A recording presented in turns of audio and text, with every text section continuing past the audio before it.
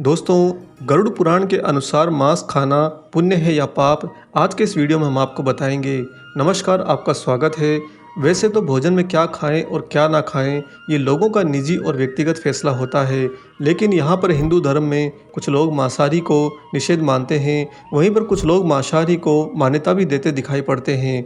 आज भी हमें कई जगह पर ऐसा देखने को मिलता है कि एक और मांसाहार ग्रहण करने वाले शाकाहारियों को घास फूस खाने वाला कहते हैं, वहीं पर दूसरी ओर शाकाहारी लोग उन मांसाहारी खाने वाले लोगों को जानवरों पर अत्याचार करने वाला मानते हैं। लेकिन दोस्तों, किसी भी बात को आंख बंद करके मान लेना बुद्धिमान लोगों के लक्षण बिल्कुल नहीं है। इसीलिए आइए जानते हैं कि हिंदू धर्म ग्रंथों में मांसाहारी तथा शाकाहार में से कौन सा भोजन उत्तम माना गया है।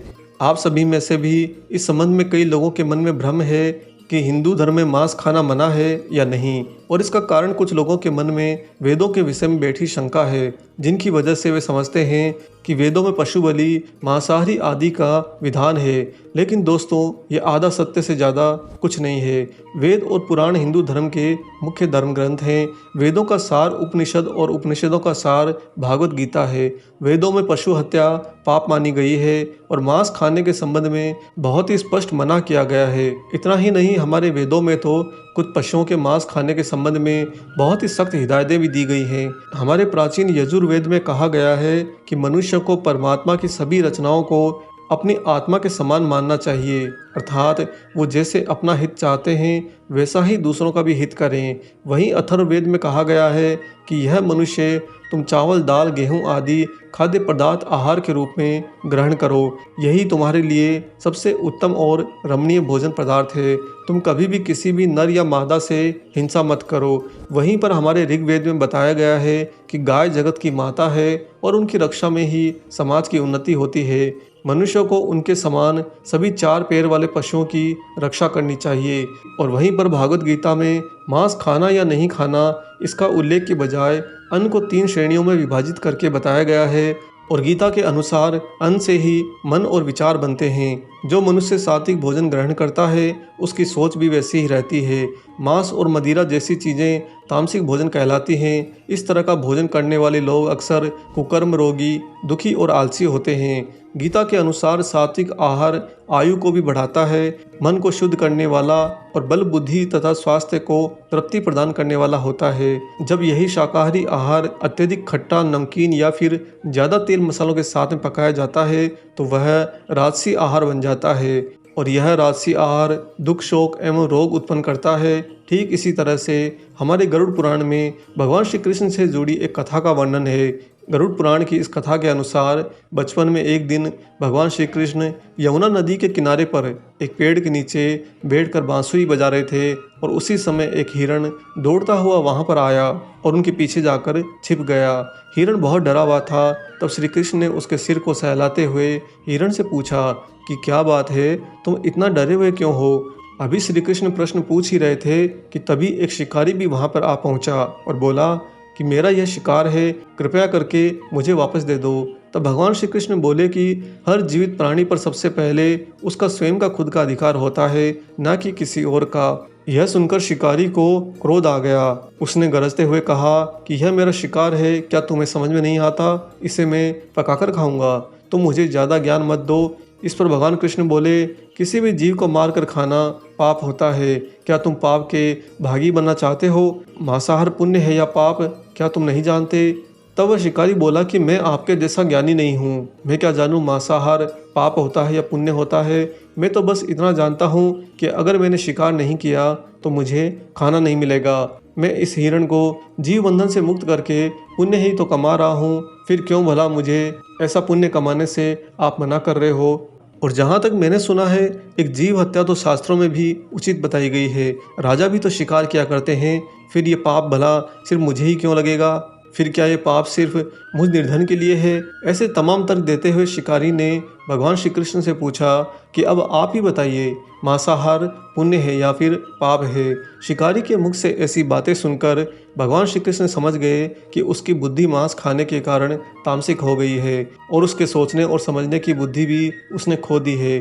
फिर भगवान श्री कृष्ण बोले, मैं तुम्हें एक कथा सुनाता हूँ, जिसे सुनने के बाद में तुम खुद ही बताना कि मांसाहार पुण्य होता है या फिर पाप होता है। वह शिकारी सोचने लगा कि इस कथा को तो मैं सुन लेता हूँ, मेरा भी तो मनोरंजन हो जाएगा और बाद में मुझे इस हिरण का मांस तो वैसे ही मिल जाएगा। दोस्तों, फिर भगवान श्री कृष्ण ने अपनी कथा आरंभ करी। आप भी इस कथा को पूरा जरूर सुनिए और भगवान श्री कृष्ण के द्वारा बताई गई इस महत्वपूर्ण जानकारी को अपने जीवन में धारण करिए। भगवान श्री कृष्ण कहते हैं, एक बार मगध राज्य में अकाल की वजह से अन्न का उत्पादन कम हो गया।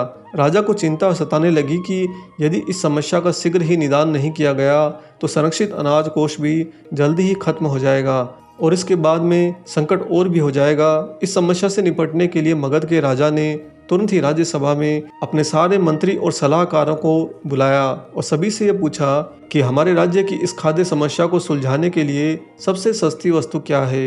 ये सुनकर सारे मंत्रीगण सोच पड़ गए। चावल, गेहूं, आलू इत्यादि पदार्थों को उगाने के लिए बहुत श्रम करना पड़ता है और उसमें समय भी काफ़ी लगता है। ऐसे में तो कुछ सस्ता भी नहीं हो सकता। तभी शिकार का शौक रखने वाले एक मंत्री ने खड़े होकर महाराज से कहा कि महाराज, मेरे मुताबिक सबसे सस्ता खाद्य पदार्थ मांस है। इसके लिए धन भी खर्च नहीं करना पड़ता और पौष्टिक खाना भी मिल जाता है।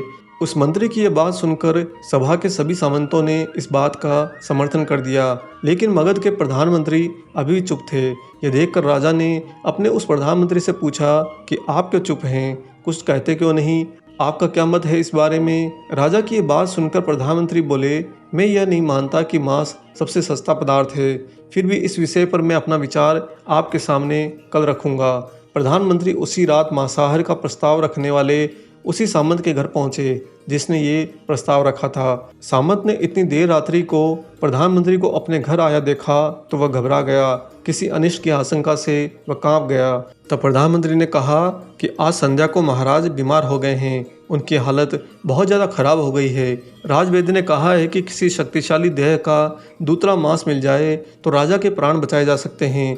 आप महाराज के चूंकि सबसे निकट हैं, इसके लिए आप जो भी मूल्य लेना चाहें वह आप ले सकते हैं, मैं आपका मांस निकाल लूँगा। यह सुनकर उस सामंत के चेहरे का तो रंग ही फीका पड़ गया। वह सोचने लगा कि जब जीवन ही नहीं रहेगा तो लाखों स्वर्ण मुद्राओं का मैं भला क्या करूँगा और बड़ी जागीर भी मेरे किस काम आएगी।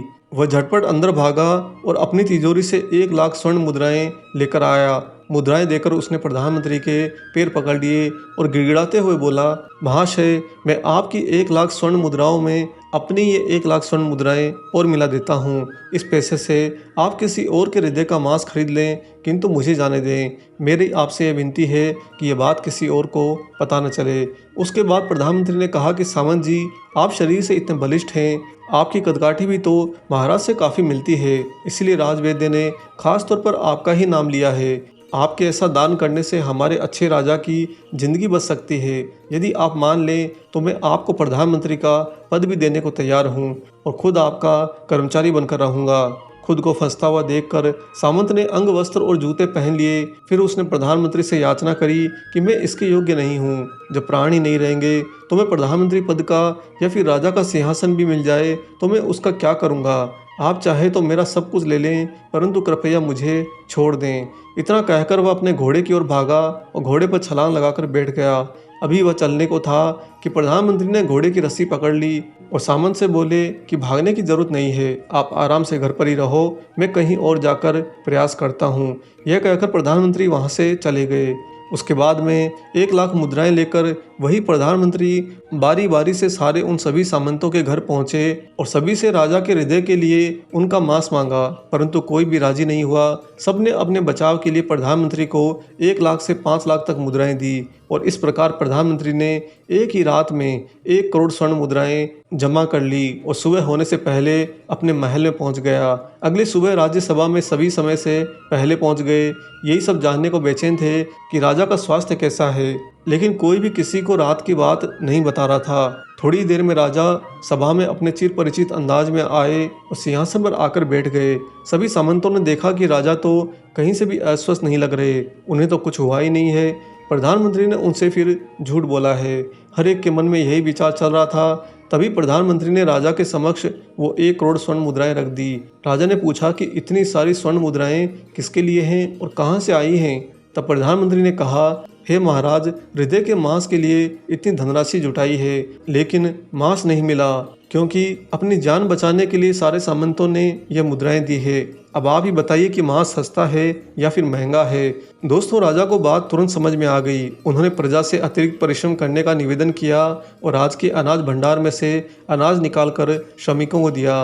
राजा ने तुरंत ही पौष्टिक सब्जियों की खेती भी करने का आदेश दिया, सिंचाई की व्यवस्था को भी दुरुस्त करवाया और वो जो 1 करोड़ स्वर्ण मुद्राएं इसी कार्य के लिए और श्रमिकों के कल्याण के लिए उन्होंने खर्च कर दी। साग सब्जी इतनी तेजी से हुई जिससे प्रजा का कल्याण भी हुआ और पौष्टिकता भी मिली।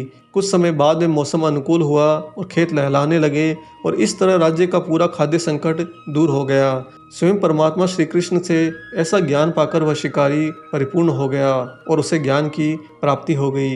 वह जान गया कि महानता जीवन लेने में नहीं बल्कि जीवन देने में है। शिकारी ने भगवान के आगे हाथ जोड़े और वहां से चला गया। उसने कसम खाई कि वह अपने पूरे जीवन में किसी को कभी भी कोई चोट नहीं पहुंचाएगा। तो दोस्तों, जीवन का यही मूल्य भगवान श्री कृष्ण हमें इस कथा के जरिए समझाना चाहते हैं कि हम यह ना भूलें, जिस तरह हमें अपनी जान प्यारी होती है उसी तरह सारे जीवों को अपनी जान प्यारी होती है। तो दोस्तों, इस कथा को जानने के बाद में अब ये आप सभी पर निर्भर करता है कि आप कौन सा आहार ग्रहण करना चाहते हैं। परंतु विज्ञान भी इस बात को प्रमाणित कर चुका है कि हमारे शरीर के लिए मांसाहार की अपेक्षा शाकाहार भोजन ज़्यादा फायदेमंद होता है। वैज्ञानिकों की माने तो जहां एक और शाकाहार हमारे शरीर में रोग प्रतिरोधक क्षमता को बढ़ाने का काम करता है, वहीं पर दूसरी ओर शाकाहार से हमारी बुद्धि भी बढ़ती है। लेकिन कुछ लोगों के मुताबिक कुछ धर्म ग्रंथों में मांसाहार को सही बताया गया है, परंतु ये सारे भ्रम उन ग्रंथों में वर्णित मंत्रों और श्लोकों के गलत अर्थ के प्रचार प्रसार और हिंदुओं में होने वाली पशु बलि के कारण फैला है। जिन जीवों को मारकर आप खा रहे हैं उन्हें तो प्राण बचाने का अवसर ही नहीं मिलता। बर्बरता सिर्फ वहीं पर नहीं है जहां इंसान का रक्त बहता है, बर्बरता उसे भी कहा जाता है जहां स्वार्थ के लिए किसी भी जीव की हत्या कर दी जाए। अंत समय आते आते हम जिंदगी भर के पापों के लिए सुकर्म करने के लिए कोशिश करते हैं, परंतु हम ये भूल जाते हैं कि जब वह जीव हमारे लिए काटा गया और हमारा भोजन बनने के लिए तड़पा तो उसका श्राप हमें इस जीवन में ही नहीं बल्कि आने वाले अगले जीवन तक नहीं छोड़ता। तो दोस्तों, उम्मीद करते हैं कि आपको आज का हमारा ये वीडियो पसंद आया है। इसे ज़्यादा से ज़्यादा लाइक करिए और शेयर करिए। साथ ही ऐसी और रोचक, अलौकिक और आध्यात्मिक वीडियो देखते रहने के लिए हमारे इस YouTube चैनल को अभी सब्सक्राइब कर लें। मिलेंगे बहुत जल्दी ही एक और ऐसे ही नए वीडियो के साथ में। तब तक हरे कृष्णा।